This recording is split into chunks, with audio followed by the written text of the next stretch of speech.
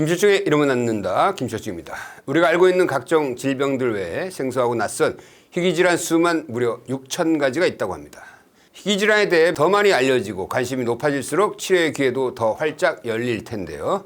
그래서 준비한 특별한 시간, 세브란스 병원과 함께하는 희귀질환 극복 프로젝트. 오늘은 강직성 척추염에 대해서 알아보도록 하겠습니다. 네, 강남 세브란스 병원 류마티스 내과의 박민천 교수님과 함께하도록 하겠습니다. 어서 오세요. 네, 반갑습니다. 안녕하십니까. 류마티스 내과라고 하면은 사람들이 잘 모르는 경우도 많은데 류마티스 내과가 어떤 환자를 주로 보는 거죠?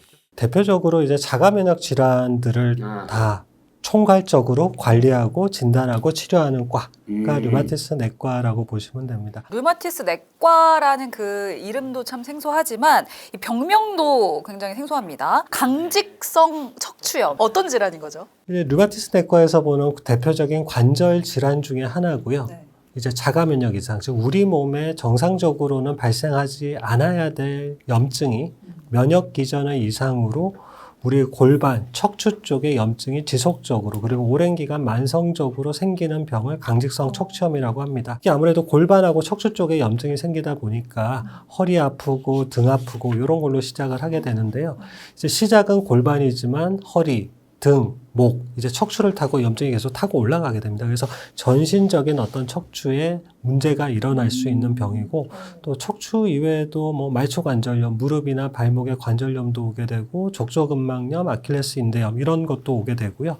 또 환자에 따라서는 뭐 눈에 포도막염이 온다든지 피부에 건선이 온다든지 뭐 설사를 빈번하게 하는 염증성 장질환이 동반된다든지 하는 굉장히 좀 전신적으로 침범할 수 있는 그런 질환이 되겠습니다. 근데 이게 이 병명 이름에 강직성이라고 넣은 이유가 뭔가 이렇게 뻣뻣하게 하니까 이걸 넣지 않았겠어요? 네, 맞습니다. 이게 이제 시작은 척추 골반의 염증인데요. 염증이 오랜 기간 계속되게 되면 그 염증의 결과물로 척추뼈와 뼈 사이에 테두리를 따라서 뼈가 이렇게 자라나는 2차적인 변화가 대부분의 환자에서 생깁니다. 이게 5년, 10년 이렇게 지나게 되면 척추뼈와 뼈 사이가 이렇게 뭐 다리가 생겨서 연결이 된다고 해야 되나요? 척추가 이렇게 뻣뻣하게 굳어지는 결과적으로는 그런 양상으로 대부분의 환자들이 넘어가기 때문에 시작은 염증이지만 결과는 척추 강직으로 나타납니다. 그 상태가 되면 이렇게 고개를 숙인다든지 허리를 제낀다든지 이렇게 불가능해지는 거예요? 그렇죠. 고개도 잘 안 들고 뒤에서 누가 이렇게 부르면 돌아보는 것도 힘들고. 근데 강직해지는 것뿐만 아니라 어떤 통증도 동반이 되는 건가요? 그럼요. 이제 결과물이 척추의 강직인데요. 그 강직이 이루어지기 전까지는 염증이 주된 문제거든요. 이 염증은 생기면서부터 없어질 때까지는 항상 통증을 동반할 수밖에 없습니다. 근데 아무래도 이게 허리 쪽이나 골반 쪽에 통증이 있다면 혹시 정형외과적인 문제가 아닌가 이렇게 생각하실 수도 있을 것 같거든요. 그렇죠. 환자분의 입장에서는 내가 골반이 아프고 허리가 아프구나 하니까 이게 염증에 의한 거든 디스크에 의한 건지 아니면 뭐 삐거나 다쳐서 그런 건지 환자분들은 구분을 하시기는 어렵겠죠. 그래서 아마 확률적으로야 디스크나 뭐 염좌 이런 것들이 훨씬 흔할 테니까 정형외과에 가서 내가 허리가 왜 아플까요? 라고 진료를 보는 게 당연히 많을 거고 그거는 뭐 잘못된 것은 전혀 아닙니다. 자연스러운 과정이라고 보는데요. 강직성 척추염이 이제 다른 디스크나 뭐 다르게 다쳐서 생기는 거랑 좀 차이가 있습니다. 강직성 척추염은 우리가 활동적으로 뭘 잘못하거나 뭐 과로를 했거나 이런 거랑 관계가 없습니다. 자가 면역 이상 때문에 나는 잘못하거나 뭘 한 게 없는데도 몸 안에서 염증이 저절로 생기는 거거든요. 그래서 우리가 이 증상을 다른 뭐 디스크나 이런 것과 좀 구분되는 염증성 요통이라고 저희가 좀 부르고 있습니다. 이게 어떤 점에서 차이가 있냐면 다치거나 디스크 때문에 오는 어떻게 보면 물리적 부분이나 퇴행성 때문에 생기는 거라면 뭐 오래 서 있거나 계속 좀 활동을 많이 하거나 뭐 과로를 하거나 그러면 통증이 더 심해지고요. 이렇게 누워서 앉아서 쉬게 되면 통증이 좀 감소되고 좀 좋아지는 그런 양상을 보이기 마련인데 강직성 척추염에서 오는 염증성 요통은 반대입니다. 딱 자다가 아침에 눈 떴을 때 특히 더 뻣뻣하고요. 이렇게 누워서나 앉아서 한참 쉬다가 움직이려고 그러면 더 뻐근하고 아픕니다. 오히려 일어나서 움직이고 하면은 시간 지나면 좀 더 통증이 줄어드는 그런 양상을 보입니다. 일반적인 허리 통증은 움직일 때 더 아프거나 네, 맞습니다.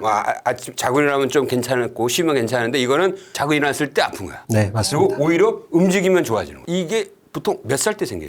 되게 빠르면 10대 후반, 그러니까 중학교 3학년, 고등학교 1, 2학년부터 시작되는 경우가 굉장히 많습니다. 그 다음이 한 20대 초중반. 여자보다도 남자분들이 훨씬 더 흔하고요. 오히려 이제 40세 이후에 새로 병이 발병한다 이런 거는 매우 드문 걸로 되어 있습니다. 특별한 이유가 있을까요? 좀 젊은 환자들이 이게 이제 자가 면역 이상 때문에 척추와 골반에 염증이 생기는 건데 이제 이 원인을 몇십 년 동안 연구를 많이 했더니 면역 시스템 중에서 조력 T세포 17형이라는 게 굉장히 염증이 생기고 강인성 척추염에 있어서는 어떻게 보면 주범이라고 할 수 있는 그런 물질인데요. 요거는 젊은 나이에 훨씬 더 활성화가 많이 됩니다. 그래서 주로는 뭐 한 가지 이유만으로 설명하기는 좀 어렵지만 장내 세균 같은 거 염증이 좀 안 좋아지거나 뭐 아주 예전에 골절이나 다쳤다거나 이런 것들이 여러 가지 환경적인 요소가 좀 복합이 되면 이 조력 17형 T세포가 활성화가 쉽게 되고 요거는 젊은 나이에 특히 여성보다는 남성이 좀 더 쉽게 활성화되는 경향성을 보이기 때문에. 근데 그렇게 일찍 발병하는 이유가 뭐 특별한 이유가 자가 있을까요? 면역 질환이니까요. 자가 면역 질환은 나이가 들수록 면역 시스템은 좀 풀이 죽기 마련이고요. 젊을수록 환자가 젊을수록 면역 시스템도 젊고 활발한 거죠. 통제가 안 되는구나. 네, 그래서 왕성하게 이게 되는구나. 어떤 모종의 자극이 탁 가해졌을 때 이 면역 시스템이 엉뚱한 방향으로 확 튀어나가서 병이 생기는 거거든요. 이게 있어도 적당히 있어야 되는데 자가 면역 질환이라는 게 과도하게 많은 게 항상 문제가 됩니다. 그럼 조력 T세포 17형이 왜 과도하게 척추염 환자에서 많아질까? 그 이유가 되는 것이 장내 세균 이상이라고 우리가 추정을 하는 경우가 많습니다. 야, 이거 굉장히 흥미로워. 그러니까 이게 장내 세균 조성이라는 게 그냥 장 기능하고 관련 있는 게 아니라 완전 이런 자가 면역 질환도 일으킨다는 거네요. 그렇죠. 대부분은 뭐 그냥 단순히 그냥 설사 좀 빈번하게 하고 뭐 하는 정도로 끝나는 경우도 있는데 이게 척추염 환자분들은 제대로 된 장염, 그러니까 염증성 장질환 동반율도 일반인들에 비하면 훨씬 높거든요. 그러면 진료실에 다들 어린 학생들, 뭐 대학생들이 올 거 아니에요. 네. 이 막 돌다가 그러니까요. 진단이 계속 아프서 치료가 안 나서 여기까지 올 것 네, 같은데. 정형외과도 가보고 뭐 한의원도 가보고 뭐 이랬을 것 네, 같아요. 물리치료 받고. 이게 딱 발병을 하고 처음부터 이제 골반에 염증이 이렇게 이제 천골 장골이라고 해서 우리가 천장관절이 골반의 딱 센터 중앙에 있는 관절이거든요.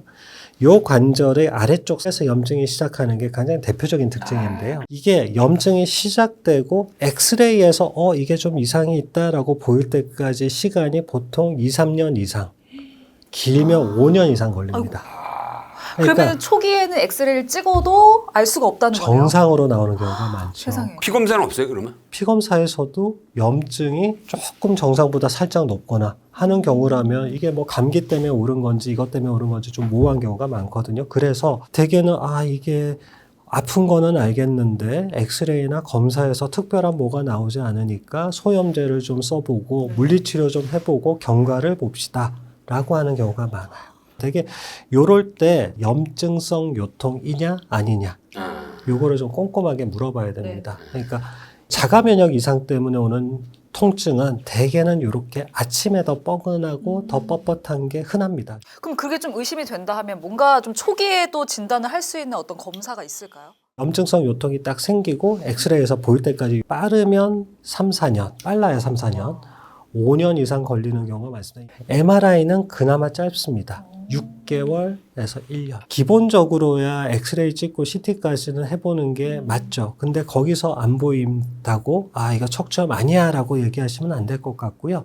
젊은 친구, 그 다음에 염증성 요통의 특징이 확실히 있다라고 하면 MRI까지는 해보시는 게 맞겠습니다. 그러면 지금 이게 이제 희귀질환에 분류되어 있긴 한데 강제성 척추염으로 진단받는 환자가 몇 명 정도 될까요? 우리나라 기준으로는 전체 인구의 한 0.5에서 0.6% 정도 될 걸로 추정을 합니다. 이게 뭐 아주 흔한 병은 당연히 아닙니다만은 아주 드물지는 않지 않은가라고 생각을 할 수는 있거든요. 일단은 우리나라에서 1000명은 매년 나온다고 봐야겠죠. 가족력도 좀 영향이 있나요? 가족력 영향 많고요. 이 발병 기준 중에 하나가 이제 HLA-B27이라는 유전자가 전체 척추염 환자의 90%가 양성입니다. 근데 일반인들은 이게 거의 잘 안 나와요. 근데 유전자가 나온다는 거는 당연히 이 병은 그 어떤 질환들보다도 유전자에 의한 소인이 굉장히 좀 많이 관여를 한다라고 봐야 되고 아빠나 엄마 부모 중에 척추염이 있으신 분은 자녀가 생길 확률이 다행히 아주 높지는 않지만 그래도 6에서 7% 나옵니다. 그리고 뭐 고모, 이모, 삼촌, 뭐 할아버지 이런 식으로 직계 말고 혈연이라고 할 수 있는 친척분들까지 확장해서 보면 14에서 15% 정도 척추염 환자가 유전이 될 수 있습니다. 그런 환자들은 진짜 굉장히 주의 깊게 봐야겠네요. 그렇죠. 대개는 이제 10대 중후반에 염증성 요통 남자애들이 있다. 그러면 이거 일단 류마티스 내과 일단은 데려가서 진료를 받아보시는 게 맞습니다. 특히 가족 중에 누가 한 달이 건너서라도 있으면 특히 더 그렇습니다. 근데 만약에 이거를 방치하고 만약에 끝까지 냅두면 어떻게 되는 거예요? 그냥 이 염증이 계속 이 목뼈까지 올라오는 거예요? 맞습니다. 목뼈까지 올라와서 이게 뭐 좌우로 도리도리 고개 돌리는 것도 쉽지 않고요. 일단 기본적으로 이렇게 머리가 안 들어지고 땅을 바라보고 살아야 되는 굉장히 불행한 상황이 되고. 자, 그렇게 진단됐으면 강인성 척추염 치료는 어떻게 하나요? 일단 염증을 잡아야겠죠. 자가 면역 이상 때문에 염증이 막 생겨나는 병이기 때문에 이 염증을 없앨 수 있는 약물 치료를 하는 게 가장 기본입니다. 20, 30년 전부터 많이 썼던 게 비스테로이드 항염제라고 하는 거. 이게 그래도 효과가 괜찮습니다.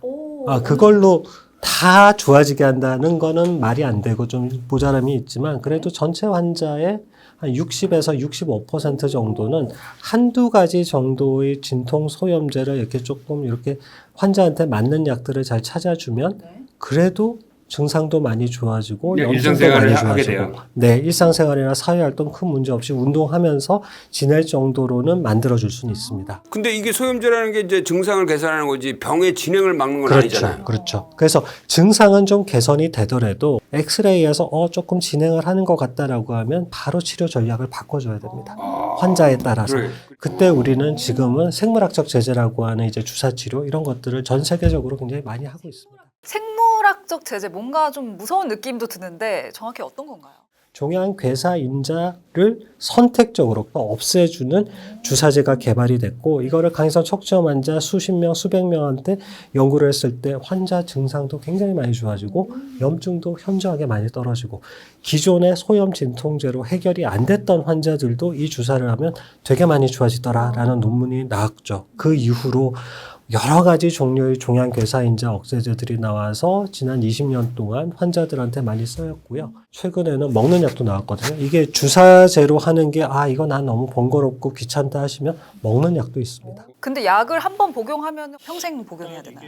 강인성 척추염 자체가 완치를 약속할 수 있는 그런 질환은 아닙니다. 만성적으로 계속 진행하는 난치성 질환이다 보니까 대부분의 환자들에 있어서 평생에 가까운 시간을 드실 수밖에 없는 경우가 많고 그게 의사 입장에서도 참 안타깝고 한 일인데요. 아주 조기에 잘 진단이 되고 적절한 치료를 잘 받아서 척추 강직이 생기기 전 단계에 잘 염증을 조절을 해버리면 나중에는 약을 훨씬 덜 드셔도 됩니다. 그래서 제가 참 조기 진단을 계속 강조하는 게 척추 강직이 일단 생겨버리면 그다음부터는 무엇을 해도 이거가 복구가 되지가 않습니다. 척추 강직 생기기 전에 딱 그 기회의 시간이 있고요. 요때 조기 진단에서 치료를 좀 적극적으로 잘 받아서 염증을 최대한 빠른 시간 내 없애면 나중에 나이 들어서도 척추 강직은 전혀 안 진행하는 건 아닌데 훨씬 덜합니다. 근데 약물 치료가 안 된다. 그러면 이제 수술적인 치료로 해결을 해야 되는 건가요? 이제 고관절염이 심하게 와서 이게 손상이 되면 그거를 이제 하중을 버텨야 되는 관절이기 때문에 약만으로는 오히려 또 좀 한계가 있습니다. 그럴 때는 이제 인공관절 수술 같은 거는 정말로 해야 될 대상이 된다면 적극적으로 권장해야 될 정도로 필요한 수술적 치료가 되겠고요. 이게 약간 펴주는 이렇게 고개를 들게 하는 도움은 되는데 이렇게 뭐 돌아보거나 뭐 활동을 하거나 요렇게까지 기능적으로 호전하는 거는 쉽지는 않고요. 목의 척추를 건드려야 되기 때문에 이게 조금 위험합니다. 중요한 건 하여튼 골반 염증 단계에서 조기에 발견을 해가지고 이런 염증 치료랑 이런 생물학적 제재를 총동원해서 그 진행 자체를 굉장히 천천히 가게 하거나 늦추게 하는 그게 이 강직성 척추염의 핵심 포인트네. 오늘 이제 강직성 척추염에 대해서 이야기를 좀 나눠보고 있는데 굉장히 좀 생소한 질환이기 때문에 또 보고 계신 분들이 궁금한 점이 많이 있으실 것 같아요. 저도 그렇고요. 그래서 제가 특별히 OX 퀴즈 시간을 좀 준비를 해봤습니다. 첫 번째 질문 먼저 드리도록 하겠습니다. 강직성 척추염은 운동을 안 하면 증상이 좋아진다. X. 오. 꾸준한 운동, 그다음에 척추, 목, 등 이쪽 스트레칭 이건 네. 꼭 필요합니다. 이제 염증을 약으로서 치료는 하지만 염증의 공격을 받는 척추 주위는 무수하게 많은 근육, 힘줄, 인대로 둘러싸여 있습니다. 이 다른 주위 조직들이 튼튼해져야 척추 강직이 되고 막 이렇게 아파지고 하는 것들이 훨씬 덜 할 수 있습니다. 그래서 병은 있으시지만 계속 척추를 온전하게 보존하기 위해서는 꾸준한 운동 하시고요. 네. 특히 뭐 요가, 필라테스, 수영, 여러 가지 유산소 운동 할 수 있는 것들 적극 권장드리고 이 뒷목부터 윗등, 허리 스트레칭 할 수 있는 그런 운동은 중요하네. 꾸준히 매일같이 꾸준히 해주시면 좋겠습니다. 네, 다음 질문. 강직성 척추염을 일으키는 염증 인자가 눈까지 침범할 수 있다. O, X. 정답은 O입니다. 오, 눈까지. 네. 나라마다 보고 퍼센트는 조금씩 다르긴 한데 네. 작으면 25%, 많으면 한 40에서 45%까지 이제 홍채를 우리가 이제 다른 말로 포도막이라고 표현하거든요. 여기에 염증이 생겨서 막 이렇게 눈이 빨갛게 충혈되고 눈부심 심하고 심하면 두통까지 오고 하는 경우가 굉장히 흔하고요. 강직성 척추염이 자가면역 질환이다 보니까 척추 이외의 다른 곳에도 원격으로 그러긴. 전신적인 염증이 생길 수 있고 제일 대표적으로 흔히 오는 것이 눈의 포도막염이 되겠습니다. 그러면 환자들을 정기적으로 안과 검진을 하라고 그러세요? 1년에 한 번씩은 안과 검진 받는 게 맞습니다. 맞는 거죠. 네. 예. 강직성 척추염. 여성은 잘 걸리지 않는다. O, X. 들어주시기 바랍니다. 정답은 세모입니다. 어려웠어요, 이거. 네, 이게 남성에 비해서 상대적으로 적게 발생한다는 맞습니다. 근데 이제 남녀 비율이 8대 2에서 이제 7대 3 정도니까 남자보다는 확실히 적게 생기는 건 근데 맞습니다. 이거 신기한 게 대부분의 자가면역질은 여성이 훨씬 많거든. 근데 요것만 남자가 많아. 그 조력 T17형 T세포가 얘가 여성 호르몬에 약합니다. 걔가. 척추염이 온다 하더라도 남성분들보다 염증도 상대적으로 좀 덜하고요.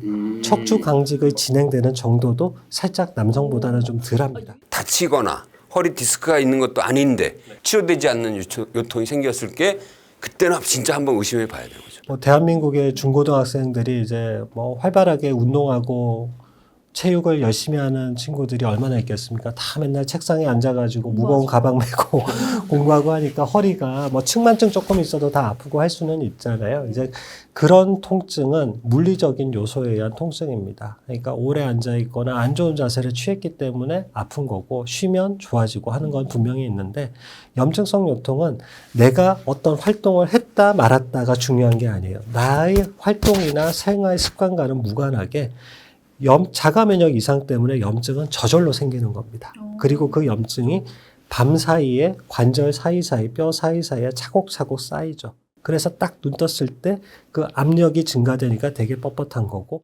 일어나서 움직이면 근육이 요거를 짜주는 역할을 하거든요. 그래서 혈관이나 임프관으로 그 염증이 빠져나가니까 이제 증상이 좋아지는 그런 걸 경험을 합니다. 그래서 염증성 요통이 있다, 젊은 친구들이 있다 하면 꼭 그 주위에 류마티스 내과 전문의 보셔서 진료 한번 보시고요. 류마티스 내과 전문의들은 이런 부분에 대해서는 굉장히 경험도 많고 예민하게 잡아냅니다. 그래서 의심될 때는 꼭 진료를 받아보시는 걸 권합니다. 환자분들에게 좀 당부하고 싶은 말씀이 있으시다면 한 말씀 부탁드리겠습니다. 한 가지 좀 더 추가해서 말씀드리고 싶은 거는 혹시 척추염 진단 받으신 분 중에 흡연하고 계신 분 계시면 꼭 반드시 금연하시기를 권고드립니다. 환자분들 중에 이제 흡연자, 비흡연자 비교를 해보면 흡연을 하시는 분들은 치료를 해도 뭔가 치료가 잘 안 돼요. 염증이 좀 삐질삐질 이렇게 덜 잡히는 경향이 있고 10년 뒤, 20년 뒤에 엑스레이 찍어보면 비흡연자들보다 척추 강직이 훨씬 더 심하게 진행을 한다라는 거는 이미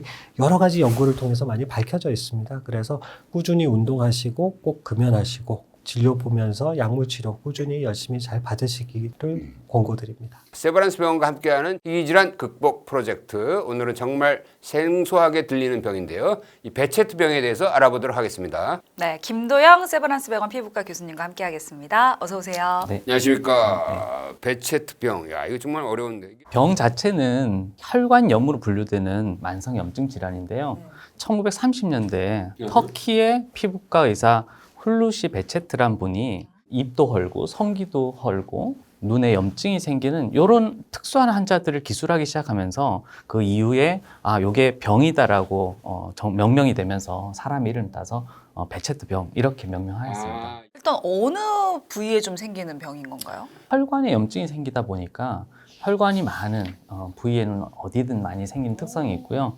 가장 흔히 알고 계시는 대로 구강궤양이 가장 많이 있습니다. 구강하고 성기궤양, 그리고 피부에 대한 부위 뭐 이런 거, 그다음에 눈의 포도막염 같은 증상들이 흔히 있습니다. 그러면 이게 다 있어야 되는 거예요? 그 중에 뭐 하나만 있어도 배체트라고 할 수 있는 거예요? 그렇지는 않습니다. 보통은 한 3가지 정도 이상의 증상들이 같이 나타나는 환자군을 이 핵심 병리는 이게 왜 생기는 거예요? 핵심 병리는 뭐예요? 일반적으로 건강한 사람은 면역 반응이 세균 감염, 바이러스 감염 또는 상처가 있으면 이걸 온전히 잘 치료하고 또 평온한 상태가 유지돼야 되는데요. 이것이 이 환자분들한테는 면역이 너무 항진돼서 이런 외부 반응에 대해서 너무 과하다 보니까 조직이 오히려 손상되고 장기가 상하고 이런 자가 면역, 자가 염증성 질환으로 보통 얘기를 하게 되어 있습니다. 근데 아까 그 구강에 생기는 궤양이 이제 가장 흔하게 나타난다고 그랬잖아요. 맞습니다. 예. 그거의 특징은 뭐죠?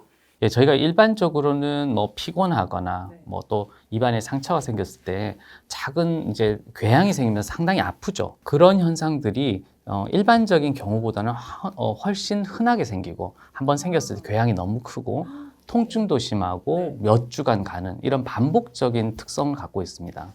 일반적으로 이렇게 안에 구내염 생기는 거하고 네. 이 배체투병에 생기는 구내 궤양하고 차이는 뭐예요? 일반인들이 얘기할 때는 이제 구내염 하면 여러 가지를 얘기를 하거든요. 피곤할 때 입술에 물집이 생기는 단순 포진도 구내염을 오인하실 수 있는데 실제적으로는 저희가 피곤할 때 통증을 생기면서 살이 파지는 궤양, 가장 대표적으로는 재발 아프타성 구내염이라고 하는 게 사실은 흔합니다. 그게 상당히 흔하게 생기면서 커지고 궤양이 생기는 타입이라서 엄밀히 얘기해서는 배체트병의 구강궤양하고 재발성 아프타성 구내염의 궤양은 사실 구분이 되지는 않습니다. 요거는 그러면 전문가가 봐야겠네. 맞습니다. 그래서 구강궤양만 있는 경우는 저희도 배체트병이라 하지는 않고요. 좀 심한 환자분들 중에서 말씀드린 대로 2-3가지 다른 장기를 침범하는 경우에 이제 배체트병으로 진단하게 그러면 되겠습니다. 보통 근데 사실은 이 배체트병이라는 단어 자체가 너무 생소하다 보니까 의심하기가 쉽지가 않을 것 같아요. 어떤 또 다른 증상들로 발현되는 게 있다면 좀 캐치하기 쉬울 것 같거든요. 맞습니다.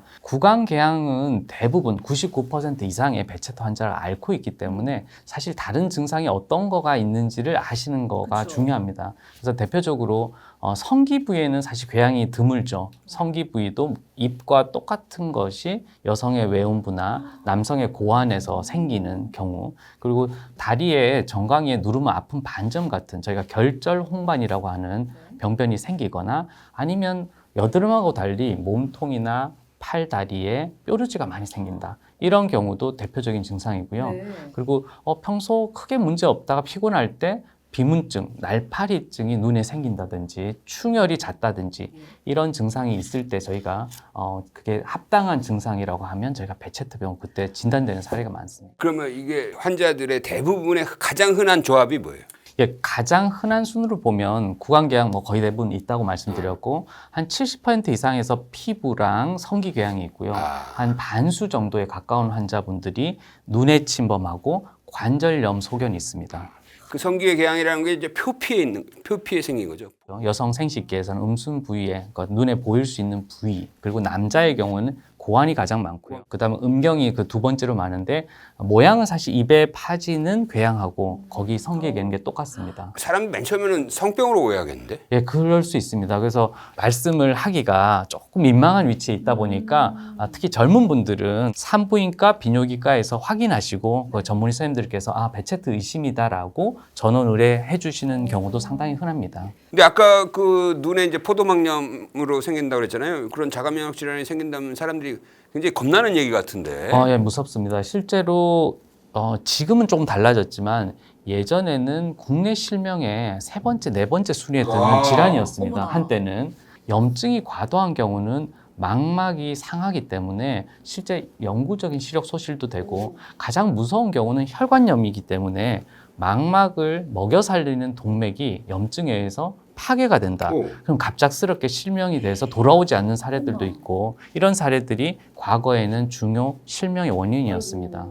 이게 지금 약간 희귀질환인데 우리나라에 환자가 몇 명 정도 있을까요? 예, 저희 보험 데이터로 보면 현재 10만 명당 30명을 조금 상회하는 수준으로 보고되고 있기 10만 때문에 명당 30명. 예, 그럼 계산해 보면 저희가 한 15,000명에서 2만 명, 잘 오시지 않는 분까지 하면 최대 2만 명 정도의 환자가 있을 걸로 예상하고 있습니다. 주로 발병하는 연령대나 뭐 성별도 있을까요?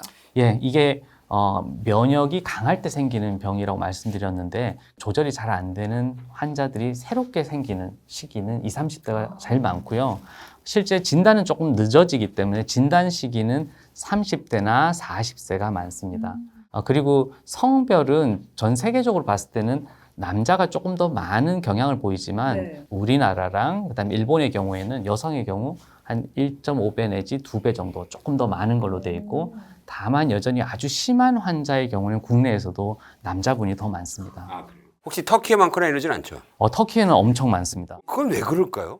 유전자의 인종적 차이가? 맞습니다. 예, 정확하게 짚어주셨는데요. 저희가 베체트병 하면 HLA 유전자라는 유전자 표현형이 좀 차이가 있는데요. 그 중에 B유형의 51번, 그래서 HLA B51을 가진 경우에는 그렇지 않은 분들에 비해서 한 5배 내지 6배 아주 상당한 수치거든요. 그래서 질환이 잘 걸릴 확률이 있습니다. 국내에는 HLA B51이 대략 10분 중에 한 분은 갖고 계세요. 그래서 그분들이 모두 환자는 아니지만 잠재적으로 베체트병의 위험도를 높이고 터키의 경우는 정상 인구의 한 20%, 30%가 B51을 갖고 있는 걸로 돼 있기 때문에 더 잘 걸린다. 그 참 가볍게 여길 질환이 아닌 네, 맞습니다. 건데 또 다른 합병증도 또 있을까요? 예. 신경 말고. 눈은 제가 말씀드린 대로 40에서 50% 환자가 침범을 받고 저희가 면밀히 관찰하는 기관인데 한 5% 내외 또는 그 미만으로 생기는 중요 장기들이 있습니다. 장 베체트, 그리고 혈관 베체트, 신경 베체트가 있습니다. 네. 특히 장 베체트는 국내에 좀 많은 편인데요. 장에도 큰 궤양이 생긴다고 상상하시면 궤양이 너무 커지면 장이 얇기 때문에 장이 터지죠. 그래서 복막염에 의한 감염증으로 사망하는 사례들이 실제 존재하고요. 혈관의 경우에도 혈전증이 심하게 생긴다든지 동맥벽이 염증이 생기면 이게 늘어나겠죠. 그래서 동맥류가 생기다가 터져서 크게 사망에 이르는 경우, 그리고 뇌신경에 혈관에 염증이 생기면 갑작스런 뇌졸중 증상과 같은 현상이 생기기 때문에 이런 경우는 사망에 이를 수 있는 위중한 상태가 되겠습니다. 이분들이 이 병을 앓고 계속 투병 생활을 하면서 직장 생활이나 이런 일을 할 수는 있어요. 사실 어려운 부분들이 있죠. 증상들이 당연히 잘 조절되시는 분들은 크게 문제가 없지만 이게 말씀드린 대로 시력이 감퇴되기도 하고 말씀을 많이 하셔야 되는데 매번 입이 헌다.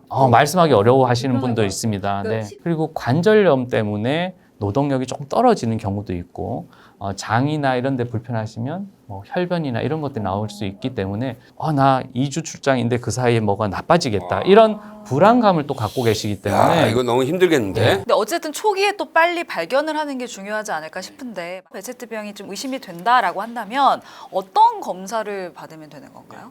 사실 검사 자체가 요 검사를 하면 베체트입니다 하는 게 사실 없는 게 좀 어렵습니다. 그래서 저희가 현재는 2가지 또는 3가지 정도의 국제적으로 통용하는 진단 기준이 있습니다. 그래서 의사들이 요런 증상들이 있으면 베체트병으로 진단하자라고 하는 명시된 진단 기준이 있기 때문에 다만 그 진단 기준 자체는 검사가 아니니까 의사가 정확히 판정해야 되니까 조금 숙련된 전문의가 판정하면 진단에 이르는 그런 과정으로 쓰고요. 통상적으로 혈액 검사나 이런 것들 영상 검사도 필요합니다. 네. 예를 들면 장에 궤양이 있는지 대장 내시경도 해보려야 될 경우도 있고 관절이나 혈관에 문제가 있는지 영상 검사도 하고 피에 염증이 있는지도 보고 앞에서 말씀드린 HLA-B51도 확인하고 이런 절차들이 있습니다. 그러니까 한 번에 좀 치료를 받을 수 있으니까 환자 입장에서는 굉장히 든든할 것 같아요. 네, 맞습니다. 어떤 식으로 좀 치료가 이루어지게 되나요? 만성 질환들이 대부분 그렇지만 진단이 일단 되고 나면 사실은 완치란 판정은 어렵기 때문에 일단 증상이 호전되는 늦은 시기까지 나이 든 시기까지는 지속적인 관리가 필요합니다. 완치라는 개념이 좀 없는 질환이군요. 네, 맞습니다. 이런 자가 면역 질환, 염증 질환들은 대부분 그렇지만 계속 완치를 판정하기는 어렵고요. 좋다가도 악화인자들이 있으면 다시 또 병이 나빠지고 약을 투약하기 때문에 잠정적으로 저희가 어렵지만 완치라는 표현은 잘 쓰지는 않고요. 증상에 따른 치료라고 표현하는 게 맞겠습니다. 사실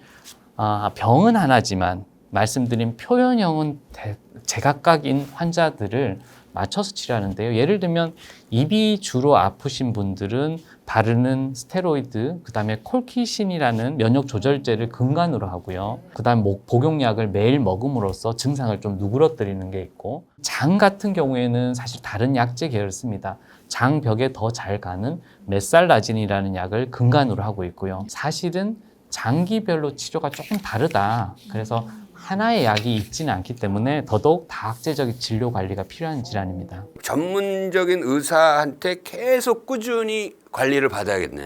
한 분의 주치의가 있긴 있어야 되지만 같이 협진을 할 수 있는 그래. 전문가 선생님들과 같이 다학제적으로 보는 것이 사실은 더 중요하다고 생각이 됩니다. 이렇게 만성적이고 그러니까 어떻게 보면 꾸준한 관리가 필요하고 약간 난치성인 계열의 환자들이 간혹 비방에 빠져서 이런 경우 있어요. 맞습니다. 조금 흥미로운 사례는 심지어 이 혀에 침을 맞는 분들도 계신데요. 그 침 방울마다 이제 궤양이 생기는 사례라든지 또는 특정 그냥 건강에 좋다라고 알려진 약들을 드셔서 이게 간이 또 망가진 상태로 오셔서 다른 합병들이 추가가 되시는 분들, 이런 분들도 간혹 있습니다. 예전보다 많이 줄었습니다. 그러니까 이렇게 좀 잘 알려지지 않은 희귀 질환 같은 경우에는 속설이 또 많잖아요. 네, 그래서 저희가 좀 이 속설들을 정리하기 위한 OX 퀴즈 시간을 좀 준비를 해봤거든요. 첫 번째 질문부터 드리겠습니다. 베체트병은 전염이 되는 병이다. OX 들어주시면 됩니다. 네, X입니다. 네. 사실 감염체가 자극의 원인은 돼요. 그래서 예를 들면 헤르페스나 이런 바이러스 감염이 있고 나면 몸이 좀 나빠졌어, 증상들이 나빠져서 하고는 있지만 실제 감염 자체가 전염이 되거나 이런 건 아니고요. 그거에 대한 우리의 면역 반응이 일시적으로 항진되면서 증상이 나빠질 수는 있습니다. 네, 전염은 안 되는 질환이다. 유전적인 요소가 분명히 있다고 말씀을 하셨잖아요. 부모님께서 베체트병이 있다. 그러면 이제 자식이 또 가질 수 있는 확률이 좀 있을까요? 그 유전병은 아니지만 유전 경향은 분명히 있습니다. 다만 그 유전의 경향이 강하지는 않기 때문에 아버지, 어머니 당뇨시면 저희 그럴 위험도가 높아지잖아요. 네. 그런 것처럼 가계의 위험도는 높아지지만 유전병이다라고 정의할 정도로 강력한 유전 성향이 있지는 않습니다. 특이하게 이게 실크로드 병이라는 닉네임이 있습니다. 홋카이도 대학의 오노 교수님이란 분이 처음으로 B51을 발견하면서 이게 유전자 헌팅을 하셨어요. 그래서 여기도 가고 저기도 가고 해서 B51이 어디에 많은지를 분석하게 되고 이 이환에 대한 조사를 한 결과 과거에 실크로드로 알려져 있는 길에서 가장 유병률이 높다는 게 알려지면서 저희가 닉네임으로 실크로드 병이다라고 부르기도 합니다. 네, 다음 질문 드리겠습니다. 베체트병은 피부병이나 성병의 일종이다. X로 들어야 되고요. 이것도 이제 피부 증상이 있죠. 다만 주로는 전신 혈관을 침범하는 혈관염이기 때문에 피부병으로 한정하기는 좀 어려울 것 같고 성관계나 이런 것 혈액을 통해 전파되는 감염성 질환은 아니기 때문에 성기 궤양이 있더라도 이제 부끄러워하지 마시고 관련한 전문의를 빨리 찾는 게 좋겠습니다. 네, 마지막 질문 드리겠습니다.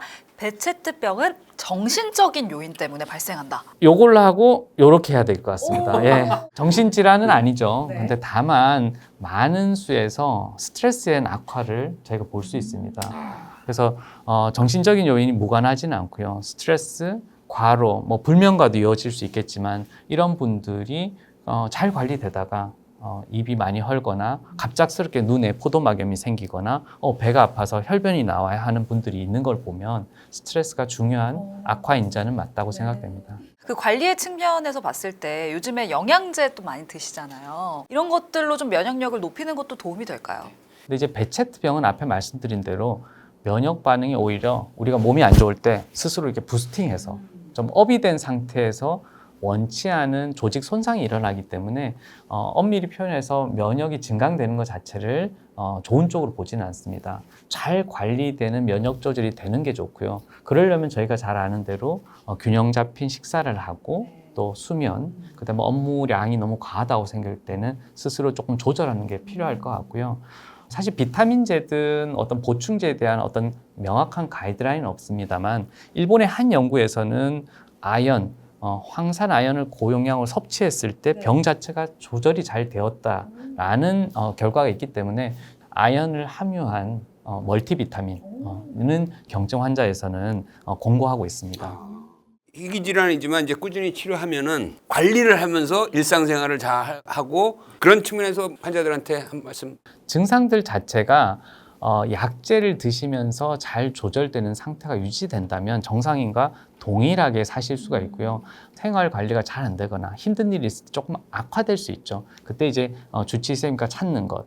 더 중요한 것은 여러 증상들이 이게 동시다발적으로 생기거나 순차적으로 생길 수 있기 때문에 이 병에 대한 정보들을 본인 스스로 좀 알다가 한 번도 그런 적이 없는데 날파리가 날아다니네 눈에, 그럼 안과를 찾는다든지 다른 분보다는 전문 의사들을 찾는 이런 준비가 되어 있다고 관리를 하시면 병이 크게 진행되지 않고 평생 건강하게 지내실 수 있을 것 같습니다. 저희가 70년대에 이런 환자들이 있다라는 사실을 세브란스 선생님들이 좀 발굴하고 체계적으로 관리를 해야 되겠다 해서 83년도에 관련 선생님들이 주축을 이뤄서 해보자. 다학제구나. 네, 다학제를 그 당시에 이미 시작해서 지금은 2세대들이 이제 다 각 과를 또 도맡아서 환자 관리하고 있습니다. 세브란스 병원과 함께하는 희귀 질환 극복 프로젝트입니다. 오늘은 한 번쯤 들어봤을 병인데요.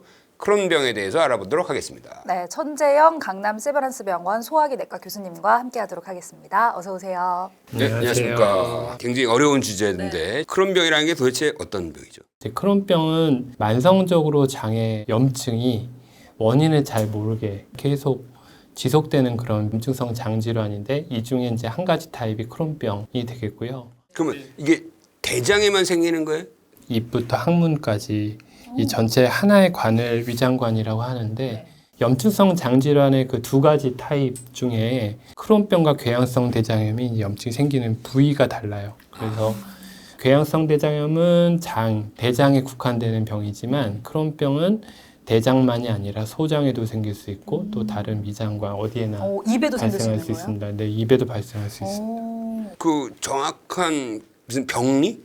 이게 어떻게 해서 이게 생긴 거냐? 병리가 있을 거 아닌가? 크게 네 가지로 보통 설명하는데요. 하나는 이제 유전. 사실 대부분의 만성 질환도 그렇지만 크론병도 유전 요인이 있고 그다음에 또 다른 요인은 환경 요인. 30-40년 전만 해도 네. 우리나라에 크론병이 거의 없었거든요. 야채를 적게 먹고 육류 중에서도 붉은 고기 그런 고기들을 좀 많이 먹고 특히 동물성 지방 많이 먹고 이런 식습관이 달라진 것이 가장 큰 요인 중에 하나로 알려져 있고요. 또 하나 달라진 거는 저희가 경제적으로 많이 발전하면서 사람들의 건강 수준 거기에 함께 위생 수준도 좋아졌거든요.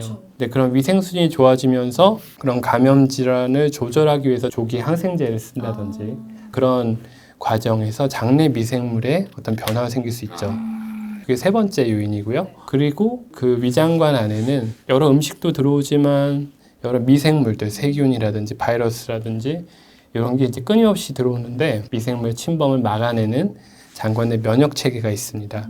이게 이제 정상적으로 잘 이렇게 돌아가면서 이제 적절하게 감염 예방하고 유지해야 되는데 비정상적으로 이제 반응하지 않아도 될 그런 미생물에 반응을 하게 되고 그 과정에서 또 안 좋은 미생물들이 생기고 그런 과정이 몇 차례 반복되다 보면 그 면역 체계에 이상이 생깁니다.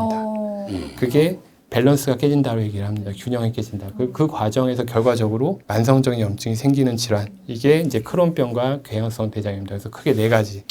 사실 저는 이 크론병을 가수 윤종신 씨가 30년 넘게 앓았다라고 하면서 좀 알게 된 병명이거든요. 그 배가 굉장히 많이 아프다고 하는데 어떤 증상들을 좀 보이게 되나요?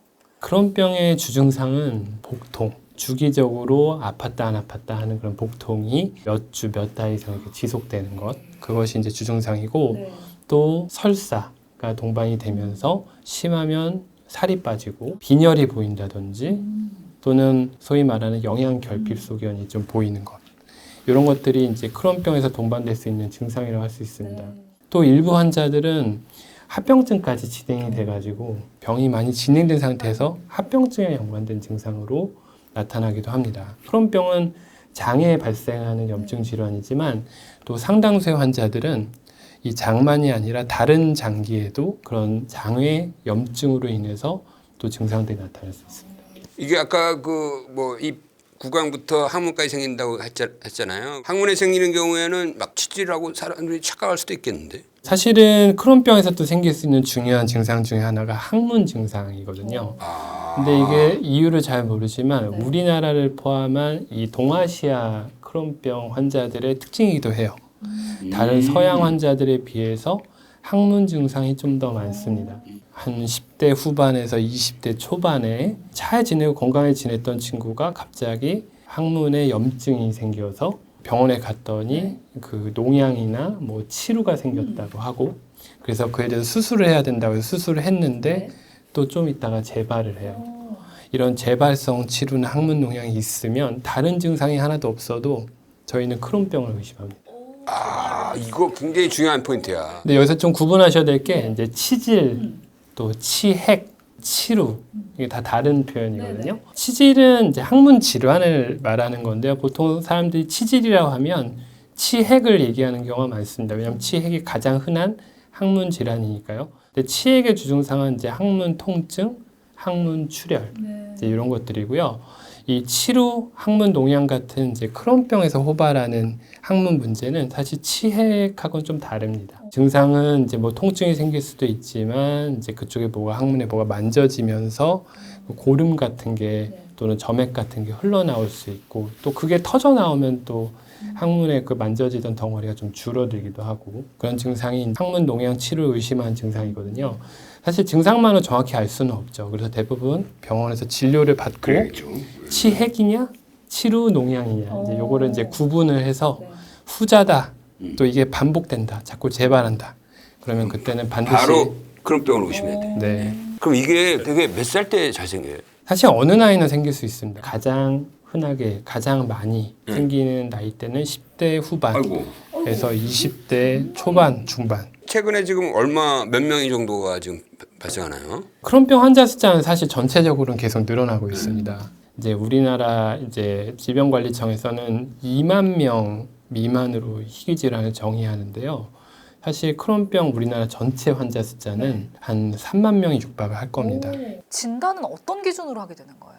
크론병은 명확한 진단 기준이 있지는 않습니다. 환자의 증상, 그다음에 여러 검사 시 소견, 그 중에 제일 중요한 게 대장 내시경, 이제 혈액 검사, 요즘은 대변 검사도 많이 합니다. 이제 그런 검사에서 염증, 그다음에 크론병과 연관된 여러 가지 소견들, 그리고 대장 내시경에서 염증이 보이면 조직 검사를 하게 되는데 그 조직 검사의 소견, 이걸 다 종합해서 전문의가 진단한다라고 되어 있습니다. 명백하게 누가 봐도 크론병의 환자들이 있는 반면에 주로 경증의 초기 단계에 있는 크론병은 염증이 진행되는 걸 보고 크론병을 나중에 진단하기도 합니다.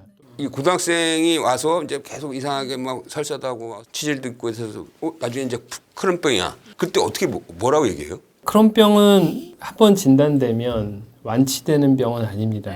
근데 완치되지 않는 것과 치료가 되지 않는 건 다른 거라서 이제 평생 약을 먹으면서 치료를 하는 그런 질환인 거죠. 그러니까 완치는 안 돼도 치료는 가능하다라고 하셨는데 어떤 식으로 치료가 이루어지게 되나요? 저희가 치료 목표는 병을 완전히 없애는 건 아니고요. 크론병 때문에 증상이 있으니까 증상을 완화시키는 것, 증상을 없애는 것.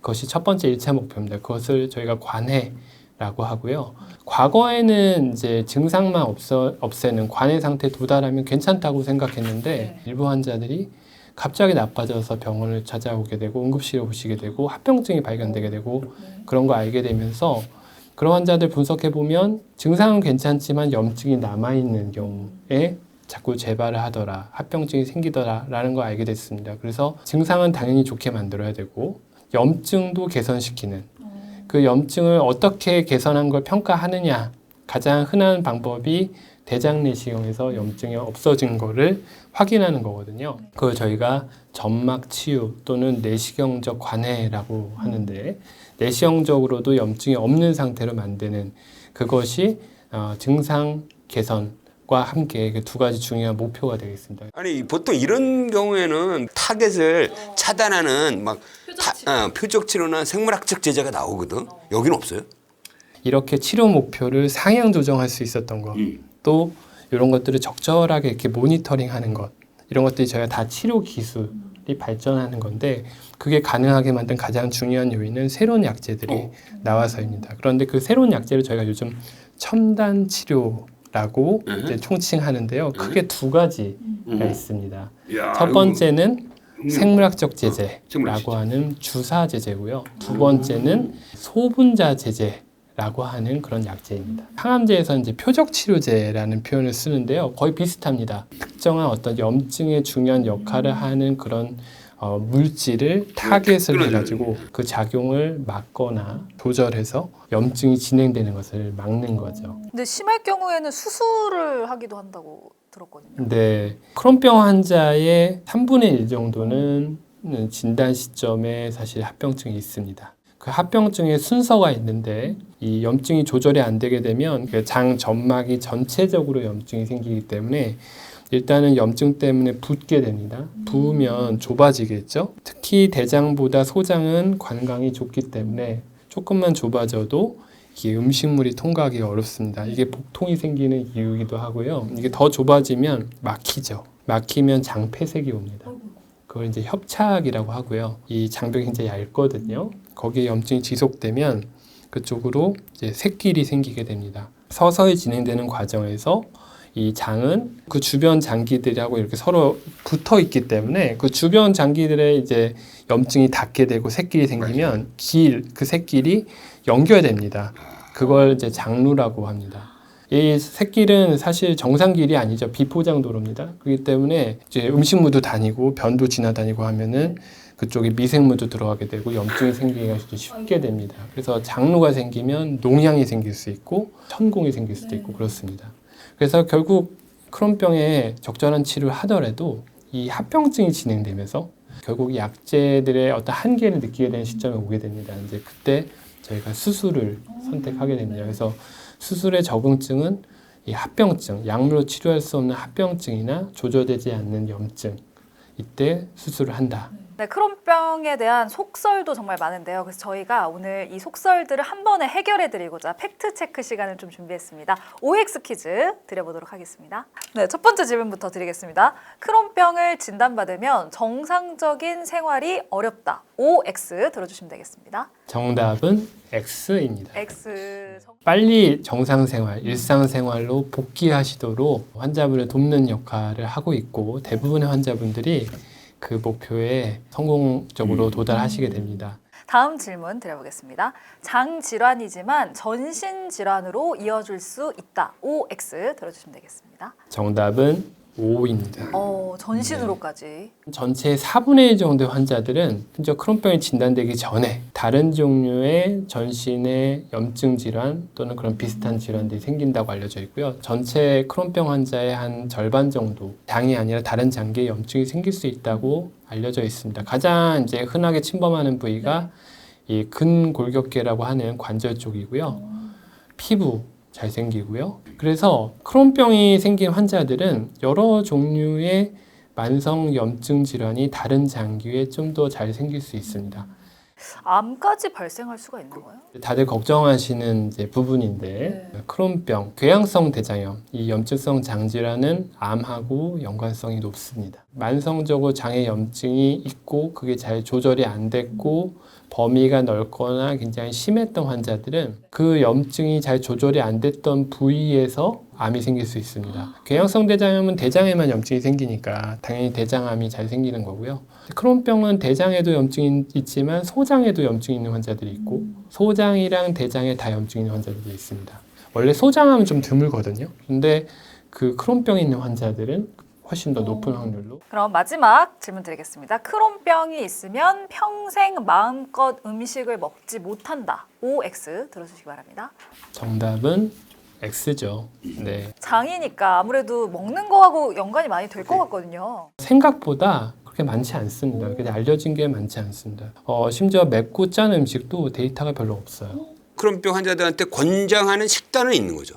임상학 연구를 해가지고 나온 결과로는 지중해 식단이 굉장히 도움이 된다. 야채를 많이 먹고 고기, 육류를 좀 줄이는 반면에 그걸 생선으로 대체를 하고 올리브유 같은 이제 불포화 지방산을 많이 첨가를 해가지고 먹는 겁니다. 이런 생활 습관을 하게 되면 이게 전체적으로는 항산화, 항염증의 효과를 몸에서 작용을 하게 되거든요. 실제로 환자들한테 그렇게 권장해봤더니 재발을 좀 줄이더라. 근데 이제 주의사항이 있습니다. 협착이 동반되어 있는 크론병 환자에서는 이 식이섬유가 많이 들어가게 되면 식이섬유가 체내 흡수가 안 되거든요. 그래서 이 장에 걸리게 됩니다. 오히려 복통을 유발할 수도 있어요. 그래서 반드시 이때 담당 주치의 선생님과 상의하셔야 되고요. 협착 같은 그 합병증이 있을 땐 좀 주의할 필요가 있습니다. 그래서 활동기거나 또는 이제 그런 합병증이 동반된 크론병 환자들은 권장하지 않고요. 마지막으로 영상을 보고 계시는 분들께 당부의 말씀 부탁드리겠습니다. 크론병이 맞아요. 이렇게 말씀을 드리면 절망에 빠지신 분들도 있고 난치병 아니에요. 이렇게 여쭤보시는 분도 있고 그렇지만 이제 제가 거기서 크론병도 고혈압, 당뇨 같은 병인데요 하게 되면 그래요? 그러면서 이렇게 달라지시는 경우들을 많이 보게 됩니다. 의사가 권장하는 대로 생활 패턴과 치료를 꾸준히 유지를 하면 일상으로 돌아가서 모든 것들을 하실 수 있습니다. 너무 괴로워하지 마시고 희망 잃지 마십시오. 오후만 되면 눈꺼풀이 감긴다거나 근력이 약해졌다 하는 경험이 있으신 분들 오늘 주의 있게 잘 봐야 될 것 같습니다. 중증 근무력증에 대해서 알아보겠습니다. 네, 신하영 세브란스병원 신경과 교수님과 함께하겠습니다. 어서 오세요. 네, 안녕하세요. 반갑습니다. 반갑습니다. 저는 얼마 전에 그 드라마에서 배우 윤계상 씨가 이 병을 앓고 있어가지고 좀 접하게 됐었거든요. 정확히 좀 어떤 질환인지 먼저 설명을 해주세요. 그 드라마에서 보시면은 배우께서 갑자기 힘이 쭉 빠지시고 숨을 못 쉬잖아요. 이제 그런 병입니다. 괜찮다가 힘이 빠지고, 그러니까 변동성이 큰 근육의 힘이 약해지는 병입니다. 병이 생기는 위치를 보면은 이제 근육에 운동신경이 붙는데 그 운동신경이 붙는 신경근육 접합부라고 하는 데에 병이 생기는 거고 그 신경근육 접합부에 중요한 기능을 하는 물질들이 있는데 거기에 달라붙는 자가 항체들이 생기는 병이고 그 항체가 물질에 붙어서 그 기능을 잘 못해서 이제 힘이 빠지는 그런 병입니다. 아, 그러면 이게 전체 근육에다 작용되는 게 아니고 뭐 특정 몇 개 근육에 이렇게 작용되는 거예요?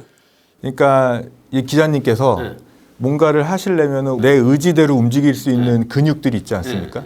그 근육에 운동신경이 붙는 그 위치면은 다 병이 생길 수 있습니다. 아, 어떤 분께서 비유를 해주셨는데 스마트폰에 컨센트를 꽂는데 충전하려고 그 단자 거기에 병이 생기는 거죠.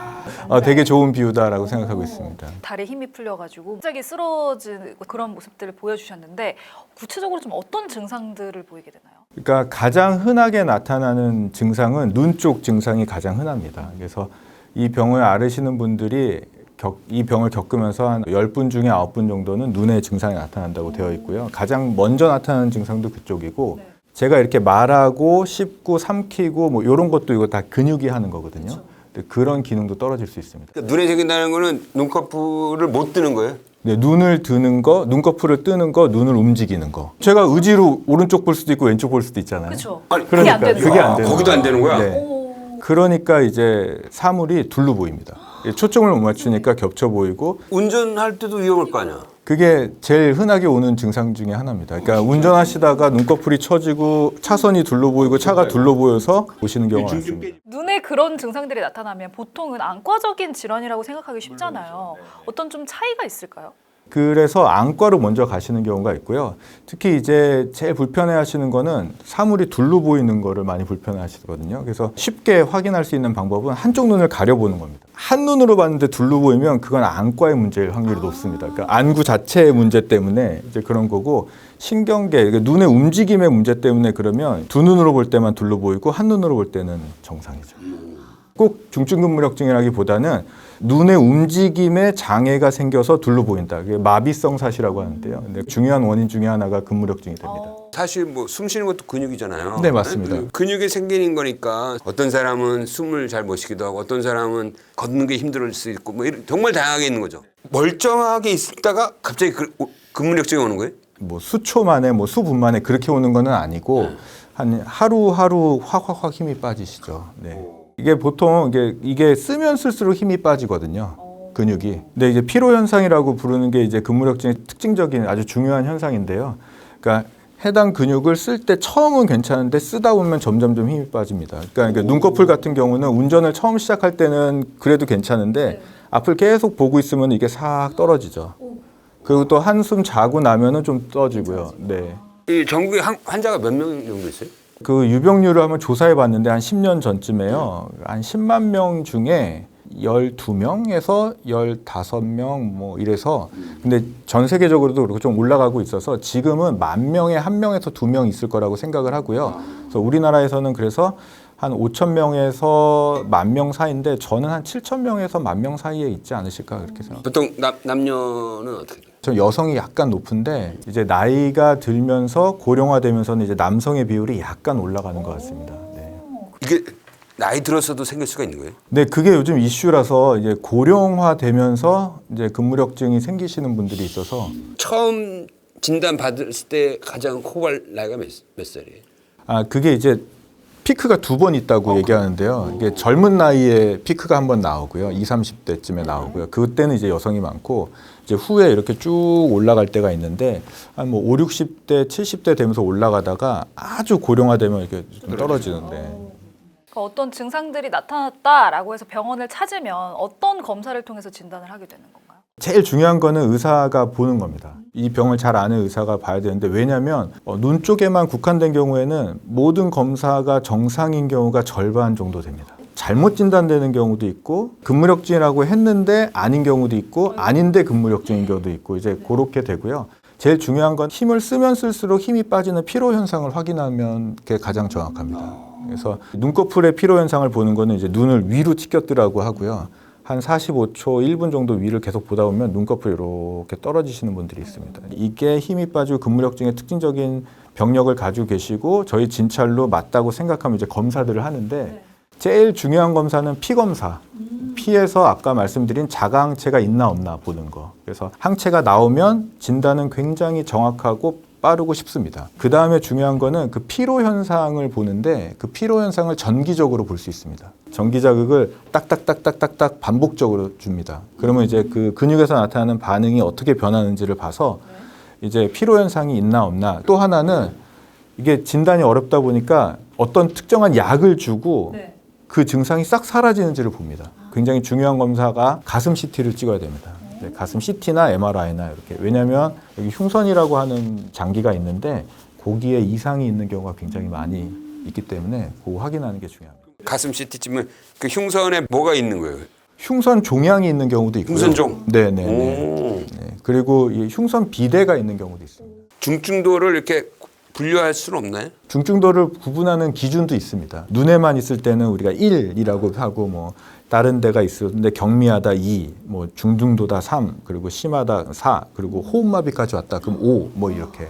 그래서 또 위기라는 말도 씁니다. 아, 위기? 네, 호흡마비가 생기는 경우는 이제 근무력 위기라고 해가지고 그럴 때는 중환자실에서 치료도 합니다. 희망이 있는 얘기가 좀 나왔으면 좋겠어요. 자, 치료는 어떻게 합니까? 지금 가장 주요하게 쓰이는 치료는 신경근육 접합부의 기능을 한 3, 4시간 정도 좋게 해주는 약이 있습니다. 근데 그거는 이제 병의 경과를 바꾸진 못합니다. 그냥 내가 힘 빠졌을 때 힘만 올려주는 그런 약물입니다. 그 다음에는 이제 이게 자가 면역 질환이고 염증 질환이다 보니까 그 염증을 조절하는 이제 스테로이드 계열의 약을 쓰고요. 콜티코스테로이드 이런 게 있고 스테로이드를 또 도와주는 스테로이드가 아닌 면역 억제제도 쓰고요.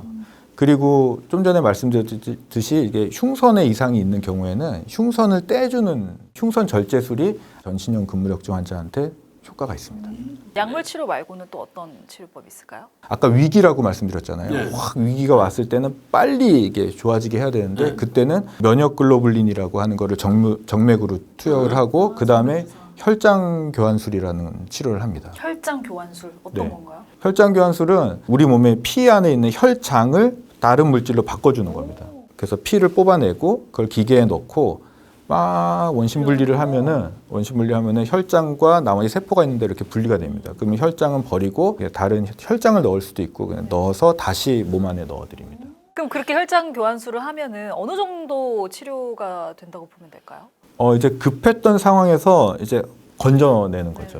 그러니까 그런 경우는 꽤 효과는 있습니다. 그다음에 여기 새롭게 이렇게 좀 주목받고 나오는 치료법은 없나요? 제가 오늘 메일을 받고 너무 기뻤는데요. 진짜 오늘 아침에 딱 메일. 따끈따끈한 소식이네. 이게 보채 억제제라고 하는 약물이 급여가 될 수 있다고 행정고시 같은 걸 받았습니다. 보채라는 물질의 기능을 떨어뜨리는 약물이고요. 보채를 억제하면 그 조직이 망가지는 걸 막을 수 있고 빠르게 회복되는 걸로 알려져 있어요. 기존의 치료약제들은 복용을 하고 뭐 2달, 3달 정도 지나야 이제 좀 뭐 많이 좀 어느 정도 개선됐다 이러는데 이거는 2주 안에 빠르게 좋아지는 걸로 알려져 있습니다. 지금 현재 맞고 계속 관리하고 있는 중증 근무약자가 몇 명이에요? 저희 기관에서는 1년에 700분 정도가 계속 진료를 보고 있고요. 가끔 오시는 분들까지 하면 한 1000분은 넘는 거예요. 근데 이 병이 굉장히 만성 질환이고 장기적으로 치료를 받아야 되는 상황인데 약제가 이제 스테로이드가 들어가고 면역 억제제가 들어가다 보니까 이게 부작용이 또 큰 문제입니다. 그래서 이게 장기적으로 병은 조절하는데 약으로 인한 부작용들이 많이 생겨서 그래서 뭐 안과적인 뭐 백내장, 녹내장 이런 것도 문제가 되고 그 다음에 당뇨병 생기고 골다공증 생기고 이런 것도 문제가 되고 그리고 아까 말씀드렸듯이 흉선 쪽에 이상이 있으니까 흉부외과 쪽하고도 연관이 있고 또 이게 약을 계속 써야 되니까 젊은 나이에 생기는 병이고 여성이 많다고 그랬잖아요. 그러니까 엄마가 되실 분들이 약을 계속 먹어도 되는지 그래서 산부인과도 굉장히 중요하고요. 그래서 안과, 내분비내과, 흉부외과 여러 과들이 모여서 이제 중증근무의식 클리닉을 개설을 했고 그래서 열심히 환자를 진료하고 있습니다. 오늘의 핵심 포인트는 근육을 쓸 때 무력증이 온다는 거지. 예를 들면 아까 그 스마트폰 단자라 그랬잖아요. 그러니까 만약에 뭐 스마트폰 자체 액정이 다 깨져버리고 막 다 망가졌으면은 이렇게 해도 저렇게 해도 안 되는데 요거는 어떻게 충전만 잘 되면은 쓸 수 있는 거죠. 근데 또 이렇게 다 써버리면 또 안 되는 거고. 그래서 그게 특징적입니다. 그래서 운동 신경이 막 다 망가지는 병이나 아니면 근육이 다 망가지는 병은 이래도 저래도 힘을 못 쓰는데 이 근무력증은 어떨 때는 쓰고 어떨 때는 못 쓰고 이럽니다. 일부러 뭘 안 하려고 한다거나 뭐 그런 걸로 좀 오해를 하고 그리고 또 좀 쉬게 해주면 또 괜찮아지니까 환자분들이 그래서 또 힘든 면이 있습니다. 그래서 저희가 많은 오해가 또 있을 것 같아서 어떤 궁금증을 한번 해결해보는 시간을 마련했습니다. OX 퀴즈를 드릴 건데요. 첫 번째 질문 먼저 드리겠습니다. 중증 근무력증은 단순 게으름이나 심리적 요인으로 발생하기도 한다. 이건 뭐 당연히. 네. 이 이름 때문에 그 환자분들이 직장이나 주변에 내 이 병을 앓고 있어라는 말을 하기도 좀 많이 힘들어요. 중증 근무력증이 있으면 운동은 피하는 것이 좋다. 이거 어려워요. 어려워. 네. 이렇게 해야 될 것 같은데 오. 근데 안 피하셔도 됩니다. 그러니까 그 근무력증의 상태에 따라서 다를 것 같은데 잘 조절될 때는 운동을 하시는 게 괜찮을 것 같습니다. 네. 열심히 운동을 해서 근육이 늘어나면 이 증세에 좋은 거예요, 나쁜 거예요? 저는 근력 운동을 따로 이제 막 무게나 기구까지 이용하시자는 말씀은 아니고 중요한 거는 이제 꾸준한 운동은 필요하다. 중등도 이상의 운동을 한 150분 정도는 하시는 게 좋겠다. 중등도라고 얘기하는데 중등도는 이렇게 말은 할 수 있는데 운동을 하면서 노래는 못하는 정도. 근무력증 환자분들이 이게 심리적으로도 되게 위축돼 있고 우울해지시거든요. 근데 그런 기분도 좋아질 수 있을 것 같습니다. 네. 아무래도 이제 계속해서 관리를 해야 되는 질환이다 보니까 환자분들이 평소에 좀 실천하면 좋을 만한 내용이나 아니면 마음가짐에 대해서 좀 짚어주시면 좋을 것 같아요. 근무력증은 낫는 병입니다. 자기의 건강했던 몸을 믿고 낫는다는 그 마음으로 긍정적으로 생활을 하셨으면 좋겠고요. 좀 시간은 걸릴 수 있습니다. 근데 시간이 걸리고 오랫동안 치료를 받아야 되는 게 있는데 그래도 규칙적으로 생활하시고 그 진료하시는 의사 선생님하고 잘 치료해 나가시면 모든 생활 다 하실 수 있습니다. 오늘 세브란스 병원과 함께하는 작지만 강한 질환, 중증 근무력증에 대해서 이야기 나눠봤습니다. 궁금한 점 있으셨다면 댓글 남겨주시고요. 다음 이 시간에 또 더 유익한 정보로 찾아오도록 하겠습니다. 함께해 주신 세브란스 병원 신경과 신하연 교수님 고맙습니다. 네, 고맙습니다. 고맙습니다.